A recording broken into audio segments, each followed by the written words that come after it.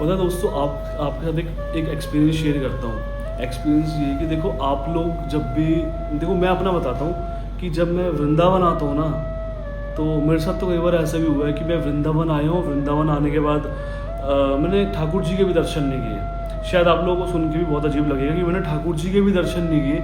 मैं वृंदावन आया, वृंदावन आ करके होटल में रुका, थोड़ी देर थोड़ा फ्रेश हुआ, 1 घंटे 2 घंटे की नींद ली, उसके बाद सीधा गया केसी घाट। पहले जब जो पूज्य महाराज जी थे हमारे, प्रेमानंद महाराज जी, जब वो परिक्रमा देते थे तो पहले इतनी पब्लिक नहीं थी। ये बात बता रहा हूँ मैं, आज से 3-4 साल पुरानी बात। तो वो आते थे, पब्लिकली इतनी भीड़ नहीं होती थी उनके दर्शन करने के लिए। ये तो अभी हुआ है। तो मैं रात को परिक्रमा करने के लिए निकलता था, परिक्रमा करके रात को वृंदावन की गर्मी के टाइम पे परिक्रमा करता था, दिन रात के टाइम पे परिक्रमा करके केसी घाट पड़ता है रास्ते में, केसी घाट में जाता था। केसी घाट में लगभग 3 बजे के आसपास में केसी घाट पहुँच जाता था। केसी घाट पहुँच करके यमुना जी के किनारे में अपने आप को ना एकदम जीरो करके, मन से एकदम जीरो, जो होती है ना चीज़ें इधर उधर की सब खत्म भी हो जाती है, क्योंकि वो फील भी ऐसा होता है। जीरो करने के बाद वहाँ पे केसी घाट में बैठ जाना, एकदम स्ट्रेट चैंटिंग बैग होता है वो लेके वहाँ बैठ जाओ।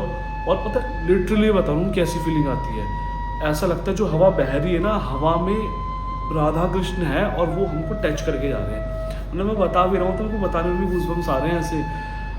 और मतलब ऐसी अल्टीमेट फीलिंग होती है, ऐसी फीलिंग होती है कि शायद जब हमको बहुत प्यास लगती है ना, जब बहुत ज़्यादा रात को हमको प्यास लगती है और जब हमको पानी मिलता है, गर्मियों के टाइम पे रात को प्यास लगती है और पानी मिलता है, वो हम पीते हैं ठंडा पानी, तो जो जितना मीठा वो पानी लगता है ना, शायद वही उससे भी कहीं गुना ज़्यादा अच्छी फीलिंग होती है वो जो मैं केसी घाट का आपको बता रहा हूँ। और देखो एक चीज़ और है यहाँ पे कि ये सारी चीज़ें भाव की है, ठीक है।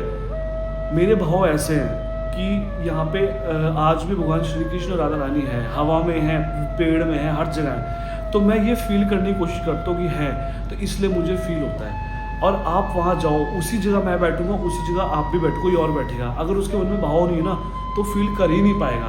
क्यों? क्योंकि सारी बात ही भाव की है। तो मैंने आपको बहुत अपना, मतलब महाराज जी बोलते हैं ये सब चीज़ें बताने की होती नहीं है कि हमारे कैसे एक्सपीरियंसेस रहे हैं वृंदावन को लेके या अपने ईष्ट को लेके।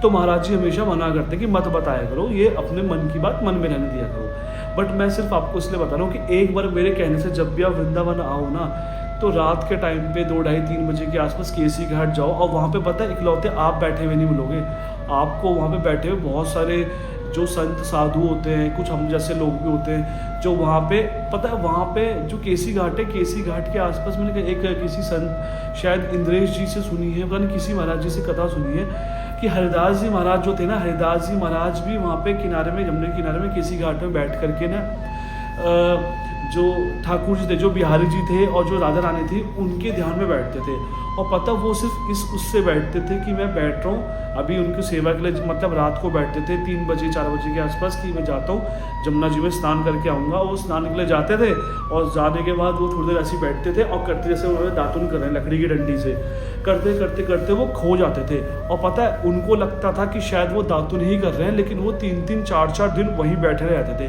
क्यों?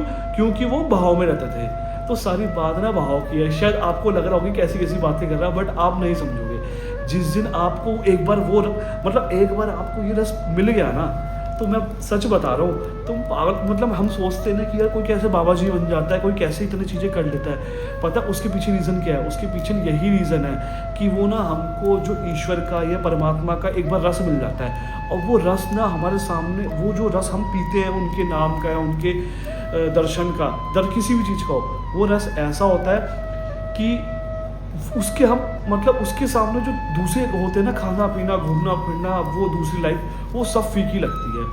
तो इतना आनंद आता है। तो एक बार जब भी आप वृंदावन आओगे ना, एक बार मेरे कहने से ट्राई करके ना केसी घाट में बैठना, केसी घाट में बैठ करके बस अपने आप को एकदम जीरो करके, सब बातें छोड़ के इधर उधर की, एकदम बस स्ट्रेट होके बैठ जाना और बस फील करना आपको यमुना जी बह रही है। भाई वो नज़ारा जो होता है ना, जो वो जो माहौल होता है, जो यमुना जी की हल्की हल्की आवाज़, बहुत हल्की यमुना जी बह रही होती है, और मतलब वहाँ चिड़ियाओं की आवाज़ें आ रही होती है, बहुत ही अलग फीलिंग होती है भाई। तो बस अब मैंने इस बारे में इतनी बात कर ली, तो मेरे को अब मैं 100% आज जाऊँगा ही जाऊँगा, क्योंकि मेरे को भी 3-4-5 महीने हो गए जो मैं अब तक केसी घाट में गया नहीं वैसे।